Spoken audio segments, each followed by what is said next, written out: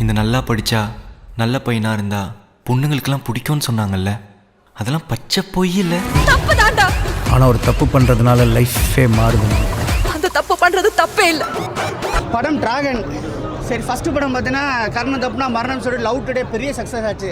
சரி, பிரதீப் என்ன பண்ண போகிறாப்புல, வேறு ஒன்றும் வாய்ப்பு இல்லை.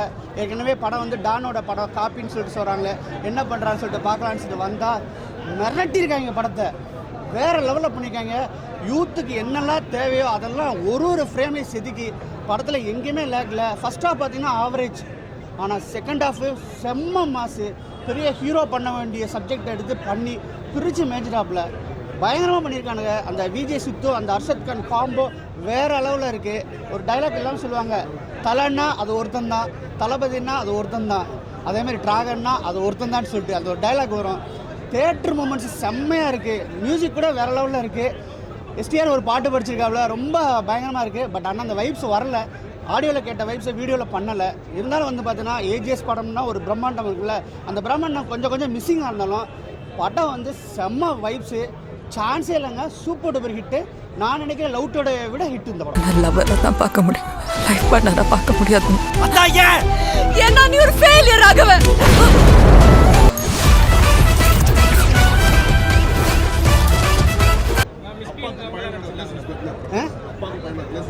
செம்மையாக காமிச்சிருக்காங்க. அந்த அப்பா வந்து சார்ஜ் பண்ணியிருக்காப்புல.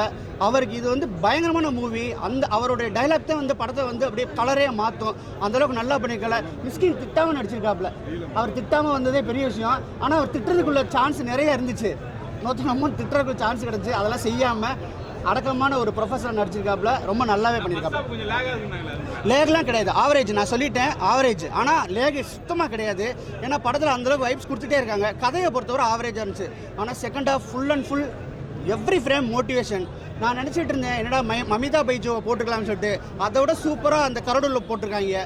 செம்ம பண்ணியிருக்காங்க. அவ்வளோ அழகு. அப்படியே மலையாள ஹீரோனை பார்த்த மாதிரி இருக்குது. செம்ம சூப்பர்.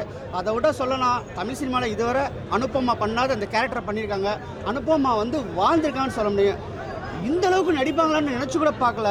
ஸோ கொடியில் பார்த்ததை விட இதில் ரொம்ப அழகாக இருக்காங்க. அந்த இப்போ ஒரு கொடி வந்து ஒரு 15 வருஷம் ஆச்சு, ஆனால் சூப்பர் பண்ணியிருக்காங்க. ரொம்ப செம்மையாக இருக்குது. எப்படி தான் இந்த கேரக்டர்லாம் சூஸ் பண்ணாங்கன்னு தெரியல. அந்தளவுக்கு ஒரு ஆப்டான கேரக்டர். எல்லாருமே வாழ்ந்துருக்காங்க. மொத்தத்தில் வந்து ஃபேமிலி ஆடியன்ஸ்லேருந்து 2K கிட்ஸ்லேருந்து எல்லாருமே தேட்டருக்கு வர வச்சது வந்து பெரிய ப்ளஸ் பாயிண்ட்டு. அஸ்வந்த் மாரிமுத்து வந்து இந்த படத்துலையும் ஜெயிச்சிட்டார். யாருன்னு ஜிவிஎம் சார் வழக்கம் போல் ஒரு என்ன சொல்ற கார்பரேட் சிஇஓவாக நடிச்சிருக்காரு. நல்லாவே பண்ணியிருக்காரு, யதார்த்தமாக பண்ணியிருக்காரு. ஸோ அவரெல்லாம் இங்கே வந்து பேசப்படாது. ஏன்னா அதை விட பயங்கரமான ரோல்ஸ்லாம் உள்ளே இருக்கிறதுனால அவருக்கு ஓகே தான். மொத்தத்தில் வந்து படம் செம்ம படம். டிராகன் படம் பார்த்தேன். டிராகன் படம் பார்த்தது ரொம்ப சூப்பராக இருந்துச்சு. அஸ்வந்த் மாரிமுத்து அண்ணன் டேரக்டர் ஓமை கடவுளை பண்ணார். சரி, இந்த படம் ஏதாச்சும் டிஃப்ரெண்ட்டாக இருக்குன்னு சொன்னபோது வந்தால் பயங்கரமாக சூப்பராக அவரோட டேரெக்ஷனில் உட்கார வச்சார். ஸ்க்ரீன் பிளேலாம் அப்படி இருக்குது. அதுக்கப்புறம் லவ் டுடே பண்ணார் பிரதீப் ரங்கநாதன் அண்ணா. அதுலேயே செம்ம இதுவாக இருக்கும், எங்கேஜிங்காக. அதே மாதிரி நினச்சி அதுவும் ஒரு என்ன சொல்கிறது, ஒரு கூஸ் பம்ப்ஸில் தான் வந்து சரி நல்லாயிருக்கும் அப்படின்னு சொல்லிட்டு பார்த்தா டிராகன் மிரட்டி இருக்காரு. ஒரு யங்ஸ்டர் பார்க்க வேண்டிய படம். அதே மாதிரி ஃபேமிலியோட வந்து பார்க்க வேண்டிய படம்.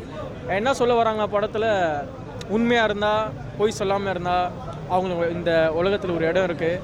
அந்த பொய் சொல்லாமல் ஸோ அந்த மாதிரி காட்டியிருக்காங்க. ரொம்ப எமோஷனலாக இருந்துச்சு படம். கிளைமேக்ஸ் பார்க்கும்போது மிஸ்கின் சார் சொல்லவே தேவையில்ல, மெரிட்டிட்டார் அவர் பயங்கரமாக. ஒரு ஸ்டூடெண்ட்க்கு என்னென்ன சப்போர்ட் பண்ணமோ பண்ணியிருக்காரு. ஒரு நியாயமான ப்ரொஃபஸருங்க. அந்த பையன் ஜெயிக்கணும்னு நினைக்கிறாரு. ஸோ அதுக்காக அவர் முயற்சி பண்ணுறாரு. செம்மையாச்சு. அதுக்கப்புறம் ஜிவிஎம் சார் சொல்லவே மாட்டேன். ஜிவிஎம் சார் அவர் நம்ம நிறைய படம் பார்த்துருப்போம். இதுலேயும் அவர் பயங்கரம் ஒரு என்ன சொல்கிறது, சாராக வந்து ஒரு மேனேஜரை வந்து ப்ரூவ் பண்ணிட்டு செம்மையாக இருந்தது அவர் வர சீன்ஸ். அவன் நம்ம கிடைச்ச வரம்மா, எப்படியாவது அந்த 10 லட்சத்தை நாம விரட்டி கொடுக்கணும். பிரதீப் ஆக்டிங்லாம் இல்லைங்க, அவர் வாழ்ந்திருக்காருன்னா சொல்லணும். இதை நான் எப்படி சொல்கிறதுன்னு தெரில. ஆனால் மனுஷன் வந்து சார் உங்களுக்கு சொன்னால் புரியாது சார், இந்த மீடியாக்கெல்லாம் சொன்னால் புரியாது சார், அவன் வேறு மாதிரி பண்ணியிருக்கா சார். சார் அவங்க உங்களுக்குலாம் அந்த படத்தை பற்றி பார்த்தா தான் சார் தெரியும். அவ்வளோ ஹைப்பாக இருக்குது சார். சூப்பராக இருக்குது சார் படம். விஜய் சித்து அண்ட் ஹர்ஷதோட காம்போ நம்ம பார்த்துருக்கோம். இந்த படத்தில் அவங்க காம்போ எப்படி? அவங்க காம்போ வந்து அவங்க ரெண்டு பேரும் பேசிக்க மாட்டாங்க.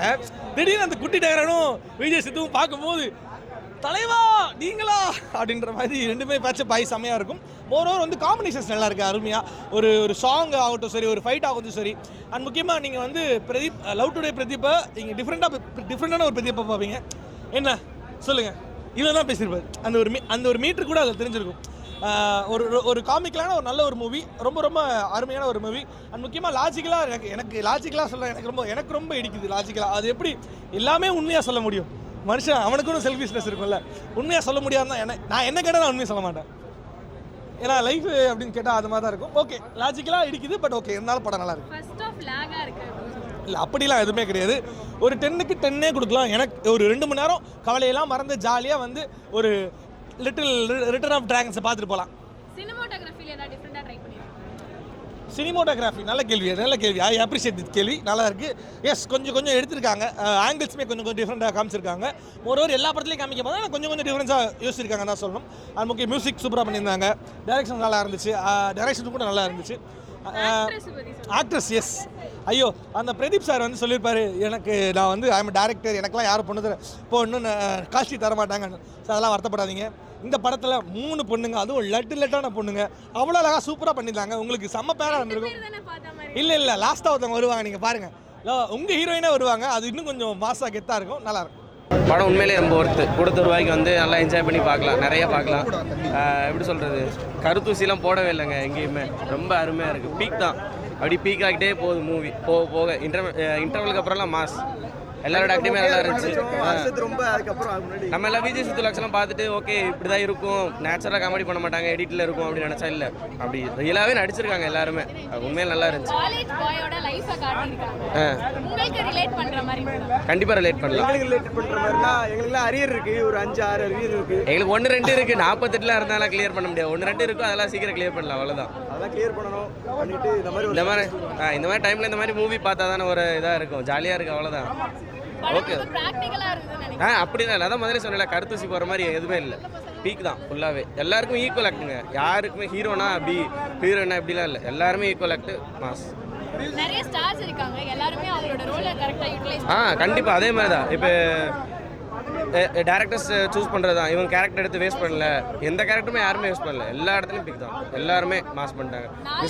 மிஸ்கின் சார்லாம் இப்படி நடிப்பாருன்ட்டு யாருமே எதிர்பார்க்கல, ஆனால் அப்படி வேந்து பார்த்துட்டு இருந்தேன். ஜிவிஎம்லாம் டான்ஸ்லாம் மாஸ் பண்ணிட்டாப்ல, எல்லாமே நல்லா இருந்துச்சு.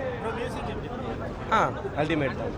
படத்துல லாக்னு சொல்லணும்னா எது சொல்லுங்க? எங்கேயுமே லாக் இல்லை, அதான் சொல்கிறேன்ல, எல்லாரும் உட்காந்து என்ஜாய் பண்ணிட்டு இருந்தோம். இந்த பக்கம் விஜய் சித்தானா உட்காந்துருக்காரு, பேக்கில் ஹர்ஷத்தனா எங்கள் பக்கத்தில் ஒரே சீட்டில் உட்காந்துரு, எல்லாரும் வைப் பண்ணி தான் பார்த்துட்டு இருந்தோம். படம் சூப்பராக இருக்கு மேடம். அவர் வந்து டைரக்டரா பார்த்தாங்க, இப்போ ஆக்டராகவும் வந்து நல்லா கிடைக்கும். இந்த படத்துல அவரோட ரோல் என்ன? அவரோட ரோல் என்ன, ஒரு சாதாரண இளைஞன் தான், லைஃப்பை தொலைச்ச ஒரு இளைஞன், திருப்பி அவன் லைஃப்பில் அடுத்த கட்டத்துக்கு போகிறதுக்கு முயற்சி பண்ணிட்டு இருக்கான். ஃபர்ஸ்ட் ஹாஃப் செகண்ட் ஹாஃப் ரெண்டுமே விறுவிறுப்பாக சூப்பராக இருக்குது. ஸ்க்ரீன் ப்ளே சூப்பராக இருக்கும். பார்க்குறதுக்கு அவர் தனுஷ் மாதிரியே இருக்காரு, அதனால் அப்படி சொல்கிறாங்கன்னு நினைக்கிறேன். அப்படிலாம் இல்லை, இது வேறு, இவர் வேறு. மியூசிக் எல்லாம் வேறு மாதிரி இருக்குது, தாறுமாறாக இருக்குது. படம் பார்த்துட்டு நானும் என் லைஃப்பை ஸ்டார்ட் பண்ணலான்னு இருக்கேன். நானும் கிட்டத்தட்ட 39 அரியர் வச்சவன், அவர் 49 வச்சிருக்காரு, நான் 39 வச்சேன். திருப்பி என் லைஃப்பை நானும் ஸ்டார்ட் பண்ணலான்னு ஒரு ஐடியா இருக்குது, வேறு ஒன்றும் இல்லை. ஆமாம் அதே தான், இன்ஜினியரிங் ஸ்டூடெண்ட்டோட லைஃப் தான். ஆனால் நான் ஆர்ட்ஸ் காலேஜ் ஸ்டூடெண்ட்.